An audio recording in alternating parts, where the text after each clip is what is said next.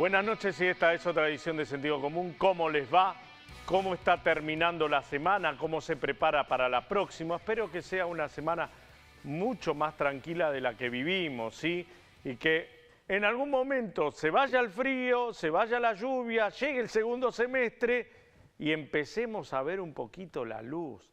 Bueno, donde no hay luz y cada vez hay más oscuridad es en el ámbito de la policía de la provincia de Buenos Aires.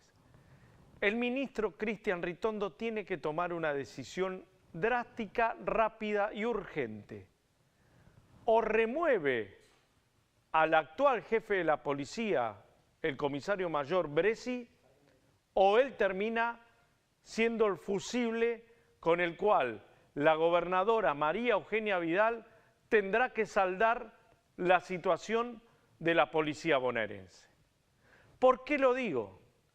Por lo que me comentan cotidianamente efectivos policiales, comisarios, gente vinculados a la fuerza que te dice: Bressi era el subjefe de la policía cuando Matzkin, el jefe de la policía de Scioli, conducía la fuerza. Era Matzkin, Bressi. A Matzkin lo echaron por mal desempeño, porque no servía, porque presentó la renuncia. Hoy es funcionario del gobierno de Seiza con Alejandro Granados. Bressi quedó. Ahora, si había recaudación clandestina, esa recaudación clandestina iba hacia la jefatura de policía que estaban Bressi y Matzkin. Ahora, de lo que va de su mandato, Cristian Ritondo puso en disponibilidad a cerca de 1000 efectivos y echó también a buena parte de ellos. ¿Por qué motivo? Por esa recaudación clandestina, por mal desempeño de sus tareas, por enfermedades dudosas, por múltiples factores. Ritondo echó o puso a disponibilidad a 1000 policías. ¿Qué dicen los policías que quedaron en actividad? Señor, no me cargue. Si yo antes recaudaba para una estructura y quien quedó como jefe ahora era parte de esa estructura en la cual yo antes recaudaba y me remitía, y oh casualidad, usted dispone cesantear a 1000, ¿quién habrá hecho la listita de los 1000? Todos miran a Bressi. Entonces, como todos miran a su propio jefe, ¿qué dicen los comisarios, los policías? A mí no me gusta trabajar de esta tarea. Es más, si tenemos un gobierno bonaerense que dice que no cobra por las comisarías, que no piden retorno y un montón de cosas, estamos todos los días en el ojo de la tormenta, yo creo que hay, en definitiva, un desmanejo desproporcionado en la policía, que si no lo paga el actual jefe de policía, lo va a terminar pagando el propio Cristian Ritondo. En un instante continuamos con Sentido Común, una entrevista imperdible con Mario Cafiero que habla de todo, y después en la zona norte tendremos la posibilidad de hablar con Diego Enrich, concejal de Cambiemos, un hombre que no viene de la política, pero que hoy está en un lugar clave. Un instante continuamos con Sentido Común.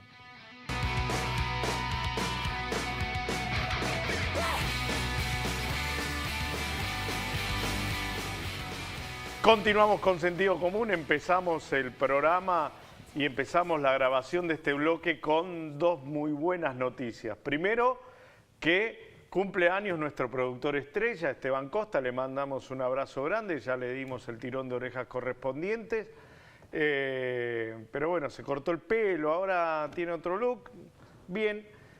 Y la otra buena noticia es que tenemos un lugar donde ir en La Plata, donde nosotros solemos ir y no sabemos dónde ir aparte de La Modelo o un par de bolichitos más. Bueno, 6:53, ¿sí? Ahí, dije bien, podemos tomar la mejor cerveza, acaban de informármelo. Un hombre oriundo de esa localidad, que es Mario Cafiero, o vecino de esa localidad, mejor dicho, está acá presente.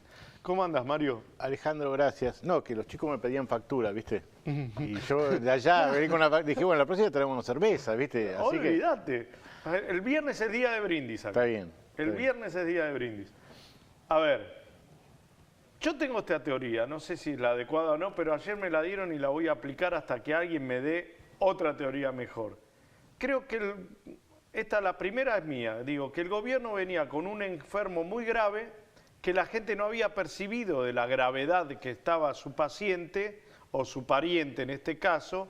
¿Por qué? Porque no daba muestras de que estaba mal, digo, no tenía fiebre constantemente, pero le costaba ir al baño, pero caminaba el tipo. De pronto, estos tipos lo pusieron en coma inducido. Pararon de pagar cosas, subieron las tasas de interés. Y otro amigo me dice, es la teoría del chancho. Hay una cárcel, está todo sucio, todo infectado, los presos están a punto de hacer un mitin, cierran con candado todas las puertas y en lugar de empezar a limpiar donde los presos comen, orinan, se duermen, los tipos le tiran un chancho. Con lo cual los presos, en lugar de preocuparse por lo que venían preocupándose, empiezan a preocuparse por el chancho. Y son las dos cosas, me parece, son buenos ejemplos, ¿no? Por un lado, claro, la gente veía, escuchaba, la gente el problema que sentía era la inflación, ¿no es cierto? Y hay un cierto deterioro salarial. Aparte de lo de la corrupción, aparte de... No, estamos hablando de lo económico. Lo otro, claro, bueno, había un hartazgo del kirchnerismo y de muchas cosas, o sea, la gente se cansó y dijo, voy a votar otra cosa. Pero en lo económico sentía que la cosa, digamos, escuchaba que la cosa no estaba bien. Pero con un par de cositas la podíamos arreglar. Porque en la calle había plata, porque se movía la cosa, ¿viste? La inflación era el problema. Pero bueno, el gobierno de Macri, detrás de esta idea, digamos, clara de un ajuste ortodoxo, al aumentar tarifas, crea, en primer lugar, asusta a todo el mundo. Y cuando vos asustás... Las perspectivas que eran positivas se transforman en negativas. Si había perspectivas positivas, sí, sobre el gobierno Macri sí, las claro. había, pero asustó. Por otro lado, cuando la cosa absolutamente obscena de los aumentos que hicieron en este señor Aranguren, que es un talibán, ¿no es cierto? El aumento de la luz, el aumento del combustible, ¿viste? Cuando ya se había apaciguado todo, tiran 10% de YPF de aumento. Entonces, me parece que agudizaron la recesión. Si había una recesión en la Argentina, que es cierto, no se creaba empleo desde hace mucho tiempo, con esto han agravado el problema. Vayamos por partes, Mario. Lo ves en la calle, escúchame. No. De La Plata, venir para acá. A esta hora era una hora y cuarto. Una hora y media. Sí, 1 hora y 20. Ahora en 1 hora estás. Bueno, a mí me pasa lo mismo para atravesar el conurbano por Ruta 4. Claro, ¿sí? la 4, donde te moves en la calle... Te das cuenta que no hay gente en la calle. Aparte, mirá los negocios, o sea, uno trata de ver, más allá de leer las editoriales económicas, hay que mirar la realidad. Ve los negocios de ropa sin gente, ve los lugares de venta de alimentos y restaurantes y demás, con poca gente. Bueno, y está muy sencillo. Cuando agarrás tu guita y la gastás, te das cuenta que es un infierno. Olvídate, y espero por favor prontamente el billete de 200 y 500, porque ya no, si ya no ocultamos la inflación, sí. Denme un billete que me sirva para algo. Bueno, hacer una operación bancaria, sacar la plata, pero ese es un trastorno que viene del kirchnerismo y lo tendría que haber hecho antes. Mario, ahora bien, vayamos por partes. ¿Vos sabías que el tipo que sabía lo que pasaba en el país sabía que teníamos un gasto público totalmente excesivo, con una impresión de billetes totalmente excesiva? Y a eso se le agregaba que la mayor cantidad de los excesos que implicaba presupuestariamente los gastos tenían que ver con todo lo que tenía que ser materia energética, que vos lo estudiaste muy bien, digo. Sí, fueron los errores del kirchnerismo, fue la cuestión de la deuda y la energética. Efectivamente. A ver, para empezar de una cosa hacia la otra, en el gobierno que terminó el 10 de diciembre del 2015, se produjo un vaciamiento energético. ¿Por qué? Bueno, porque digamos, la política energética de Kirchner fue continuar la de Menem, es decir, privatizada YPF en manos de Repsol, con digamos, la decisión de no invertir en la Argentina. Para intentar corregir eso, o para hacer un enorme negociado, le dieron el 22% a un amigo del poder de Kirchner, que era Eskenazi, permitiéndole retirar el 90% de las utilidades de YPF. O sea, vaciaron YPF. No hay que pedirle perdón a los españoles por lo que hicieron, porque sí, no, es una vergüenza. Una vergüenza. Prat Gay es una vergüenza, o sea, no puede humillarnos y deshonrarnos diciéndole, le pido perdón a los españoles, el pueblo español, hermano. Pero los empresarios españoles vinieron a ser negociados que fueron denunciados en su momento. O sea, en buena hora que se fueron. Aerolíneas, y en buena hora que se lo YPF. expropiaron, aunque no estuvo bien hecho, no importa, pero escúcheme, váyanse a la mierda. No podemos depender de ese tipo de empresarios. inversión. De inversión. Es una inversión genuina, ¿no? ¿Por qué nos quedamos sin gas? ¿Por qué nos quedamos? Quedamos sin gas porque no se siguió invirtiendo en exploración. ¿Pero por qué? Perdóname, y además se habilitaron 7 gasoductos a Chile en la década del 90, por los cuales empezó a exportarse el gas argentino, que no se tenía que exportar, tenías que guardarlo, decirle a los chilenos. Es decir, el negocio de los gasoductos que armaron entre Repsol, Techint y Total y algunas otras multinacionales más, fue un negocio de saqueo del gas. Nosotros lo denunciamos en su momento, porque el problema era que además de que estábamos quedando sin reservas, el gas se exportaba a $1,5 el millón de BTU, cuando teníamos que importar de Bolivia a los pocos años 7 pesos. a $7. O sea, $7, perdón. vendiste a 1,5. ¿Y por qué hicieron eso? Porque ni se siquiera robaron, escúchame, se afanaron las reservas de gas, se las chorearon. Se las chorearon. ¿Y cómo hiciste para choreártela? ¿Cómo hiciste? ¿Y por qué no te la choreaste y se la vendiste a 7,50 también? Porque ellos, el negocio lo hacían en Chile, a los chilenos se la vendían a 22. No es que ellos perdieron plata, ellos declararon acá que vendían a 1,5 y dejaron la plata en las offshore que hacían los negocios de exportación. No la regalaron. Ellos se vendían el gas, a Repsol se las vendía a los intermediarios y a los que vendían en Chile, que eran la misma empresa. Pero acá nos dejaron $1,50 y en Chile le cobraron $24. No nos dejaron plata y tampoco reserva. Exacto. Entonces, nosotros teníamos que contratar los buques gasíferos. Entonces empezamos de a traer los buques Venezuela. No, de Venezuela no. ¿De dónde? Los buques gasíferos empezaron a llegar a $15. ¿Pero o sea, de lo dónde que venían? vendiste a $1,5. Empezaron a venir de Qatar y demás, hicieron un negocio con Qatar que nunca se aclaró, compraron un disparate. Pero a toda esta cosa de locos que vos decís, pero ¿cómo no están todos presos? Viene ahora un gobierno y te sube la tarifa del gas. ¿Por qué me la sube? Disparate. Y el señor Aranguren dice, no, acá esto se puede subir porque hubo una audiencia pública en el 2006. Viste que ahora lo frenaron porque no hay audiencia pública, porque las empresas tienen que demostrar por qué la tarifa, si está en 10, tiene que ir a 11, a 12 o a 50. Tienen que demostrarlo.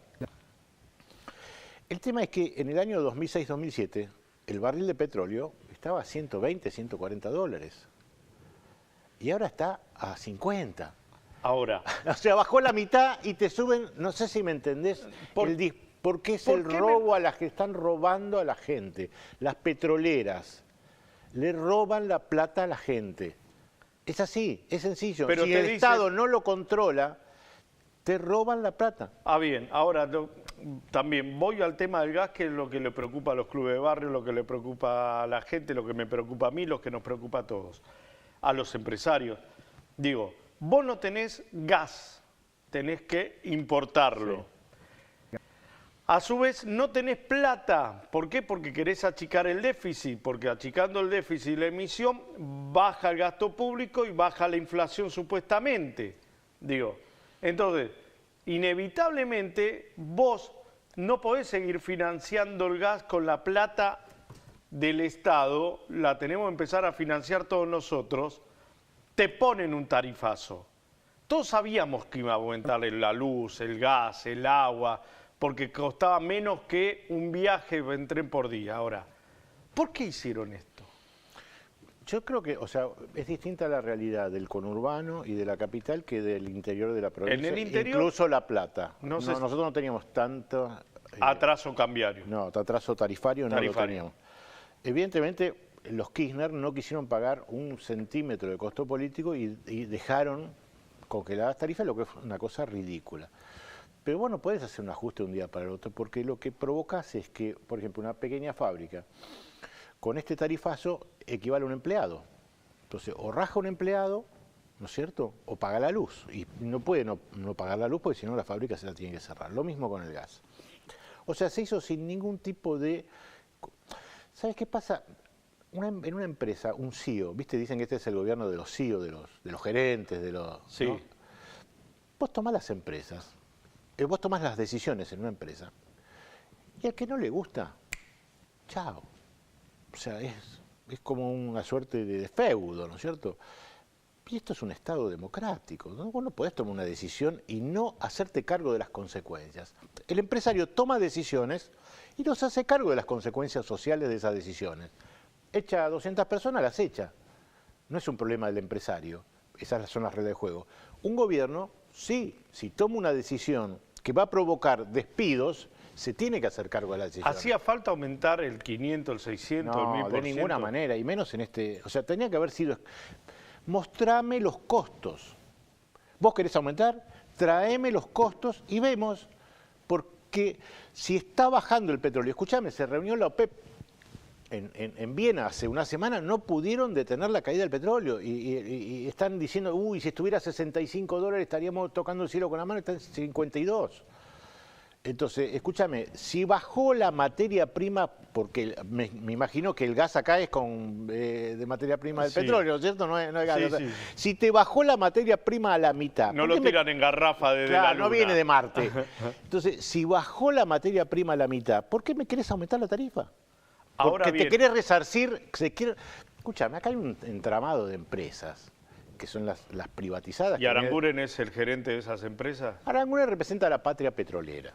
Representa ese que te dice, bueno, si aumentó la nafta, deja Está el bien, auto. ahora, vos sabés bien, y yo anduve mucho por la Patagonia el año pasado y tengo contactos muy fluidos ahí, que están amparándose en algunos convenios y acuerdos para, entre comillas, no detener la producción gasífera y petrolera, sino se provocaría un caldo social y una crisis social muy importante en Neuquén, Río Negro, La Pampa, Santa Cruz, Chubut.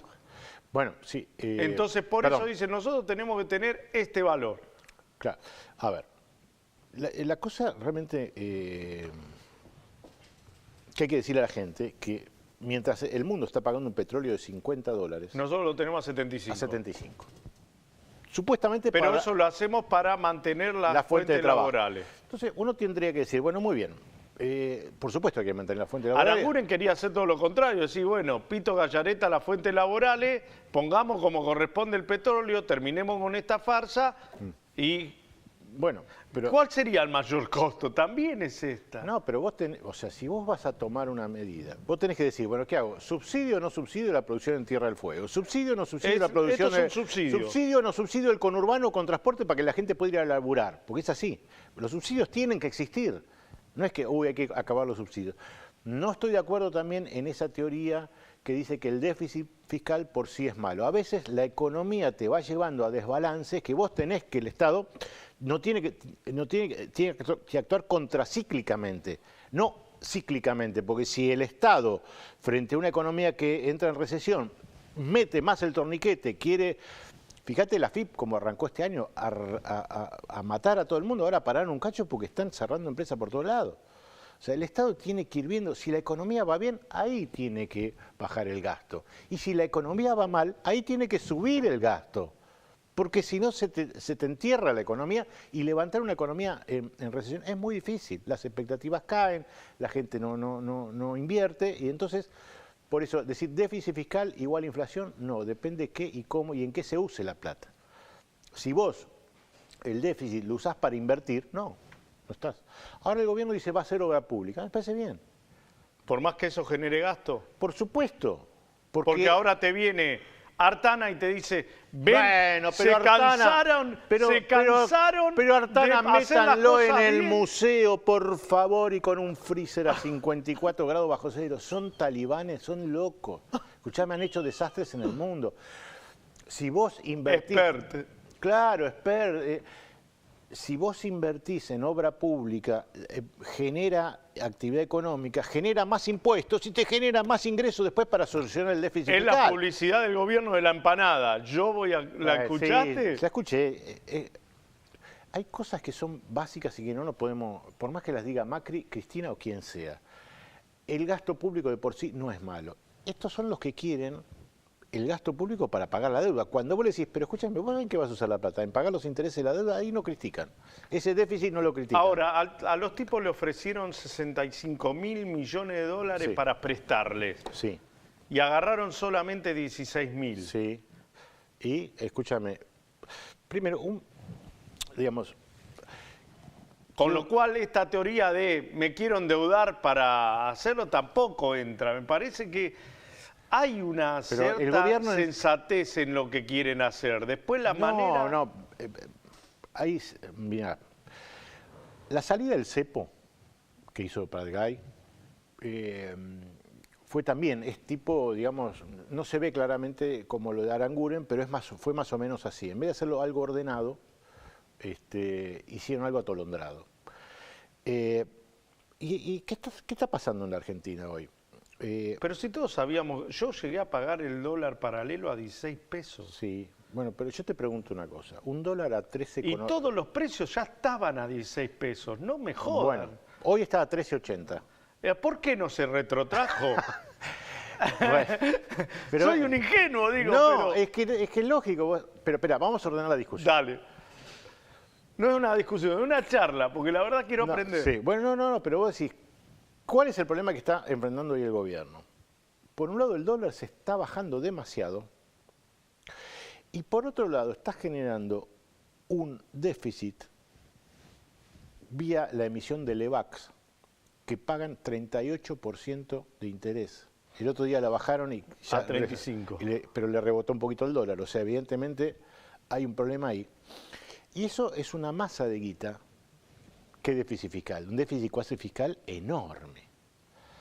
Entonces, desde el punto de vista financiero, el gobierno, con un dólar de 14, y difícilmente mejore la competitividad de la economía argentina, sobre todo con el problema que tiene Brasil, que es nuestro principal socio industrial.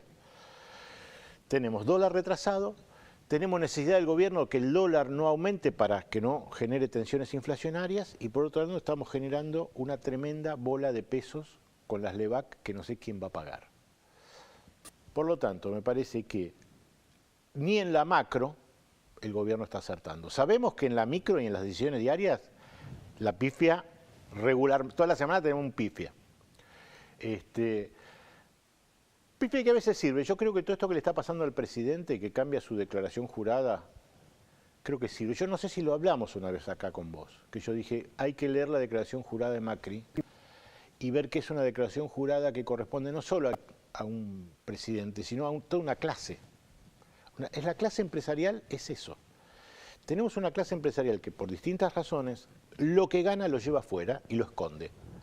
Y así un país no funciona. No puede funcionar. Directamente no puede funcionar. Por eso la Argentina hoy es uno de los países que por habitante tiene más plata fugada en el mundo. 400.000 millones de dólares. ¿Cómo se comprueban esos 400.000 millones de dólares? Es muy sencillo. Vos, como la Argentina no imprime dólares, vos podés calcular cuántos dólares entraron, ¿no es cierto? Por exportaciones, calculás cuántos salieron por importaciones, entras cuánto entraron por deuda y el saldo que te queda es la fuga de capitales. No. Claro. Así es sencillo. Así en todo el mundo se calcula, así es la única manera de calcularlo. No puedes estar contando la plata negra que sale. Vos al tomar las grandes cuentas... ¿Quién tiene mis dólares? Ese es el problema.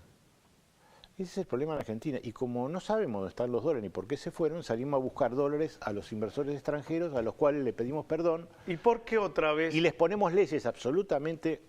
Tratamos mejor a un extranjero que a un nacional en nuestras leyes. ¿Por qué nuevamente una moratoria? Bueno, el gobierno anterior hizo 3, ¿no? Sí. Y este ya van 6 meses, hace una. ¿Qué pasa? Todo este sistema de una economía con... Ahora, si son 400.000 millones de dólares los que tenemos nosotros Sí. afuera, la expectativa del gobierno primero era de 60.000, 70.000, ahora cayó a 20.000. Sí. Yo no sé si cuando hablan de 20.000 es que se blanqueen 20.000 millones de pesos o que haya ingresos por 20.000. No De lo entiendo dólares. de dólares. No sé, tiran números, me confunde. Pero quiero decir que... sí, Sigue siendo la nada. no, o sea, por supuesto que es poco, porque como es, o sea, es tan injusto el sistema tributario que, bueno, también hay una justificación para mucha ilusión y evasión que hay. Yo digo lo siguiente, esto es un parche más el blanqueo. O sea, vos para ordenar la economía tendrías que hacer 2 cosas. Primero, un sistema impositivo mucho más justo y que premia al que invierte. Vos no podés tratar de la misma manera a un empresario que deja la plata en la Argentina, la invierte en su empresa, genera empleo, hace crecer la empresa, que un empresario que agarra la plata que gana y se la lleva y la fuga a las Bahamas. ¿Por qué va a pagar lo mismo este tipo que tiene una actitud mucho más disvaliosa para la sociedad que este tipo que invierte y genera progreso? El constructor que tiene toda su economía en negro, Sí. pero por lo menos genera 10 puestos de trabajo, te compra Obvio. 500 kilos de hormigones. Obvio. Evo Morales dijo, Metros, no, perdón. Evo Morales dijo, si yo blanqueo la economía en negro, se cae Bolivia. Bueno, ¿por qué es una economía en negro? Porque los impuestos están mal. Vos no podés tener IVA 21% para alimentos. Vos no podés tener, digamos, ingresos Está brutos. Ingresos brutos 5%, escúchame, en la provincia de Buenos Aires, 5% de la venta, ingresos brutos. Vamos a lo brutal entonces. Yo no puedo tener, desde lo chico a lo macro, intendentes que todavía hoy te están pagando deuda del año pasado porque hubo campaña. Y no son uno, son 133. No podemos tener gobernadores como los de Formosa, los de Chaco, los de Catamarca, los de San Luis, los de... Todo lo que vos quieras, lo de la provincia de Buenos Aires con Daniel Scioli. No podés. ¿De Vidal cuándo vamos a hablar? Dame, la semana que viene te invito para hablar de Vidal. No, dame un tempito más, pero se está equivocando la gobernadora. ¿Por qué?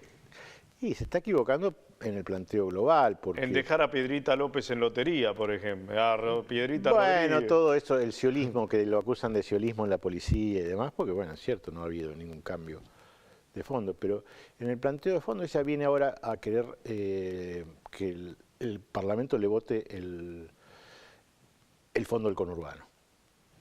Pero no se lo va a votar nunca el Parlamento. O está engañada ella o está engañando a los legisladores que la acompañan, porque la provincia de Buenos Aires, por sí sola, nunca va a conseguir que el resto de las provincias le voten de vuelta el fondo del conurbano. Eran 600 millones de dólares. Que lo haga Macri por decreto. No, Sí, lo puede hacer. sí, por supuesto que lo puede hacer. Lo puede hacer y... Esperá, lo hizo para la capital. Listo. Esperá.